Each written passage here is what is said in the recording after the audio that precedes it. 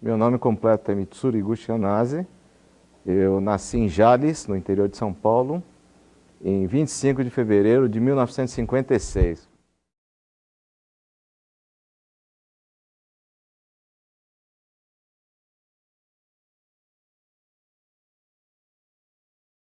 A nossa família era uma família bem humilde. Minha mãe era costureira, ela deixou a vida do interior para investir na minha educação. Então nós viemos e moramos num porão, porque não tínhamos condições de alugar uma casa inteira.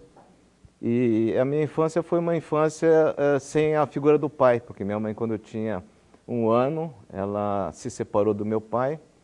E desde então, os meus avós, a minha mãe e algumas tias foram responsáveis pela minha educação.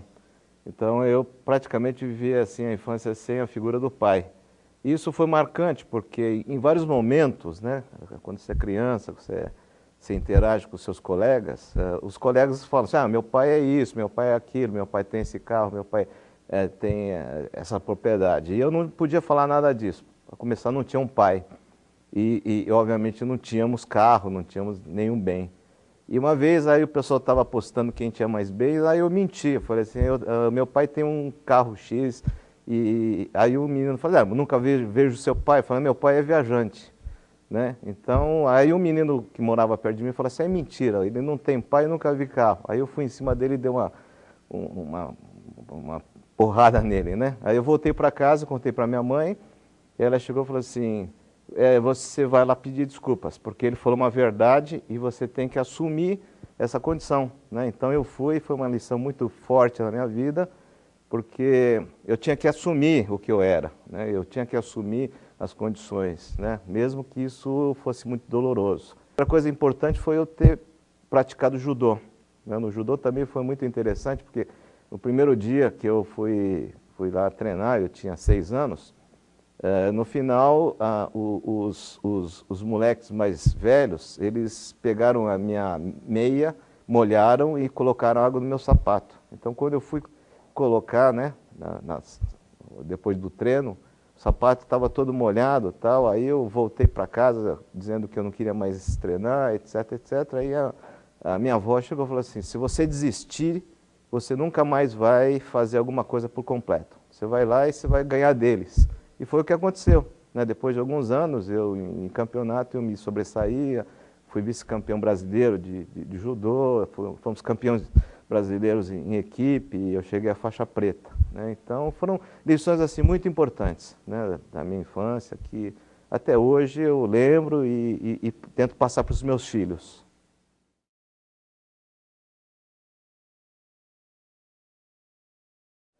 E a pressão não só da família, mas dos amigos, da colônia japonesa, era de que um descendente de japonês deveria fazer ou engenharia ou medicina, né? Então essa era a pressão. Mas eu gostava muito de escrever, de desenhar, e naquela época eu não gostava de números. Hoje eu quero dizer para os meus alunos que eu gosto muito de números e faço questão que todos gostem. E tinha problema de ver sangue. Então eu falei, pô, eu não posso ser médico, nem posso ser engenheiro. Aí eu frequento uma igreja, e na época eu também frequentava, o pastor da igreja chegou e falou assim, poxa, Mitsuru, por que você não pensa em fazer comunicação?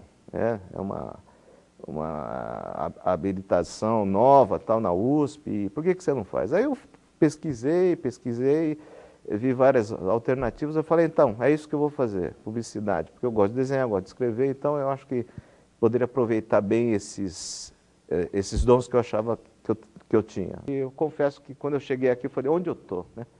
Essa fauna é muito diversificada para o meu gosto, né? Eu não faço parte desse ambiente. Então isso foi o que primeiro me assustou, né? A primeira impressão que eu tive.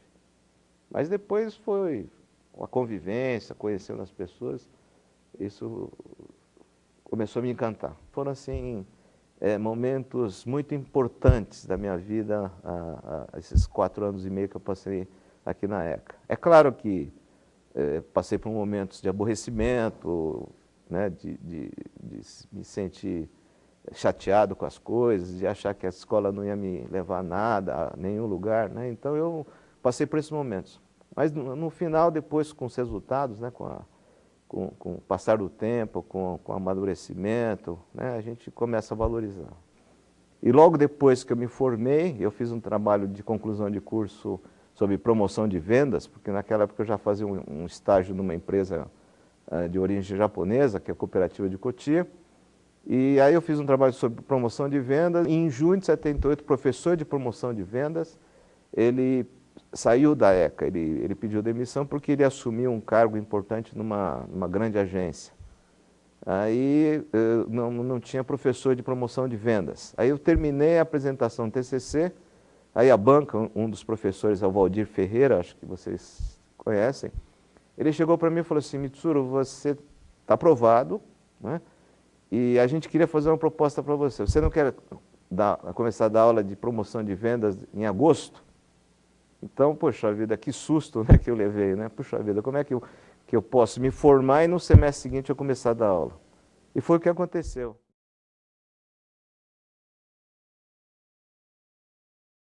Quando eu entrei, no primeiro dia de aula, né, no curso, quando eu comecei a dar aula aqui na ECA, eu fiquei imaginando, puxa, se eu pegar uma turma igual a minha, eu vou me ferrar, porque, poxa, não vou me aguentar e nem vou aguentar alunos como eu e como meus colegas. Então eu vim assim, com tremor e temor, né, para a aula.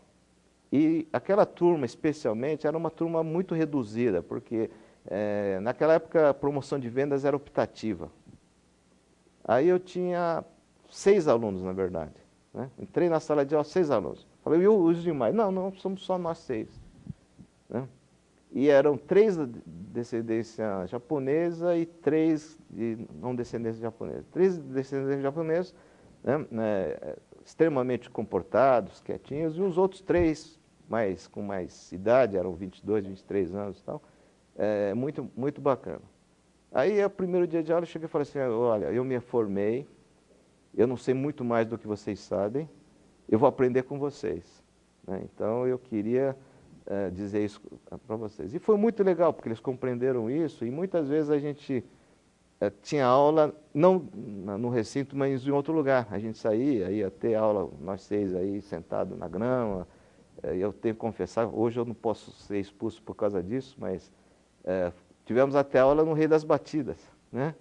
Onde a gente estava tomando uma cervejinha, conversando e batendo o papo. Né? Então, para mim foi muito legal, porque se eu começasse a dar aula aqui com 22 anos, e pegasse uma turma brava, bicho grilo, aquele pessoal crítico, etc, etc, eu certamente teria desistido.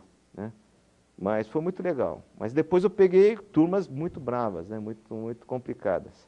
Mas aí eu me lembrei daquilo que minha avó falou: se você desistir, nunca mais você faz alguma coisa por completo. Né? Então, mesmo nessas adversidades, eu consegui, graças a Deus, né, com os conselhos aí, dos meus avós, da minha mãe e tal, superar essas dificuldades. Nos últimos anos tem entrado um grupo muito interessante de alunos de graduação. E, assim, pelo contrário, né, geralmente o professor, quando ele vai ficando mais velho, ele vai perdendo a paciência, quer dar mais aula para pós do que para graduação. Eu, de uma forma muito sincera, estou dizendo, eu me alegro em dar aula para graduação. Né? Eu tenho várias atividades, inclusive consultorias, né, que demandam viagens, reuniões, mas eu procuro não faltar. Né? E quando eu falto, eu tenho ou o professor Otávio ou o professor Castanheira, agora, para me substituir, para estar com os alunos. Mas quando eu estou aqui e procuro estar, eu faço questão de dar aula de graduação, porque o nível, as respostas, as perguntas que os alunos fazem demonstram um alto nível, um alto preparo, um grande preparo dos alunos. E o interesse que eles têm sobre a matéria. Então, isso me anima. Em relação aos trabalhos, cada ano melhora a qualidade dos trabalhos. Né? E fazendo até uma comparação com alunos de pós-graduação lato sensu, e até arrisco falar de alunos de pós-graduação estrito sensu, o texto dos nossos alunos aqui de graduação, às vezes superam o texto, a escrita dos alunos de pós-graduação. Tem situações em que você fala uma coisa e no seu livro tem uma coisa que contradiz aquilo que você está falando em sala de aula. E eu fiquei muito feliz porque um dos alunos estava lendo o meu livro e eu falei uma coisa e ele falou, professor, mas no livro o senhor fala um pouco diferente do que você está falando. Aí eu fui ver, tinha algumas mudanças, né, que eu tinha feito, mas depois de ter publicado a primeira edição, eu revisei o conceito e mudei. Nessa segunda já está mudado, mas o aluno pegou aquilo, isso me deixou muito feliz.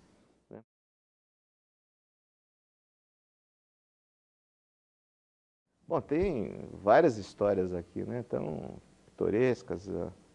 O professora Sara Bacal, que era uma professora muito dedicada e que trazia o cachorrinho. Eu nunca vi o cachorrinho tão comportado. Aquele cachorrinho, acho que já fez pós-graduação, graduação, pós-graduação, mestrado. Ele entrava em sala de aula, ela deixava lá, ele ficava lá comportadamente assistindo às aulas, a gente ficava olhando para o cachorrinho, um momento queria dar algum piti, né? Não sei qual seria a palavra, mas todo o curso se comportava melhor que os alunos, né? Tem uma história engraçada, não sei se outro professor contou, nós tínhamos uma aluna que era totalmente doida. Ela fazia topless e na frente da ECA antigamente tinha uma piscininha, né? Um espelho d'água. Então ela entrava lá, ia no centro esportivo e fazia topless. E era uma pessoa assim, extremamente complicada, mas muito inteligente, porque ela fazia a ECA e fazia a faculdade de Direito, né? Lá no São Francisco. E uma vez ela entrou em sala de aula e sentou na frente e, de uma forma proposital, ela cruzou as pernas e, né, e a gente, assim, eu não pude deixar de ver, né, ela não vestia nada embaixo da saia curta. Aí eu solicitei que ela se sentasse direito ou né, se comportasse melhor. Ela falou, não, eu sento do jeito que quero. E continuou daquele jeito, perturbando não só a mim, mas os outros alunos também. Aí eu falei assim, então, se você pode sentar do jeito que quer, eu também sou professor, eu posso também dar aula do jeito que eu quero. E eu não quero você na sala de aula, né? Então eu expulsei a aluna, quer dizer, eu tirei a aluna da sala e ela nunca mais voltou para a aula, né? E isso foi muito, foi um fato marcante porque eu acho que são comportamentos que não são positivos. Se você quer deixar sua marca, você pode deixar sua marca de outra forma.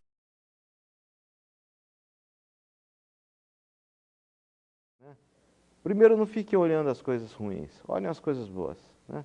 Se animem com as coisas boas, se animem com as boas aulas. Releve as aulas maçantes e tal. Mesmo que são maçantes, tem coisa boa, tem a bibliografia boa, tem textos bons, tem propostas interessantes. Se apegue nisso. Acredite que tudo que está sendo colocado para você vai ser útil um dia, apesar de achar que nesse primeiro momento não é útil. Por que eu estou estudando isso? Por que eu tenho que ler esse livro? E aproveitar essa diversidade, essas possibilidades que tem aqui, né? Eu acho que o aluno também não pode se restringir a fazer só o curso aqui dentro. Você tem a oportunidade de fazer algum curso na FEA, algum curso na arquitetura, algum curso na sociologia, tal, não, né? Eu acho que ele tem que ter essa abertura, né? Conhecer novos ambientes, novas pessoas, novas ideias, etc., né? E acima de tudo, tentar entrar na ECA Júnior, né? Ter uma atuação aí na atlética, né? Ter uma atuação que possa ser marcante aqui dentro, né? E eu acho que e quando terminar, tentar, obviamente, pós-graduação, né? E buscar sempre uma carreira ascendente. Não tentar ficar fazendo outra graduação, porque não está contente com aquilo. Então, o conselho assim, que eu daria é para o aluno nunca se sentir satisfeito. Agora eu já sei, agora eu não preciso mais estudar, agora eu não preciso mais ler nada, tal, né? Eu acho que tem que estar sempre insatisfeito com a sua formação, insatisfeito com o que conhece.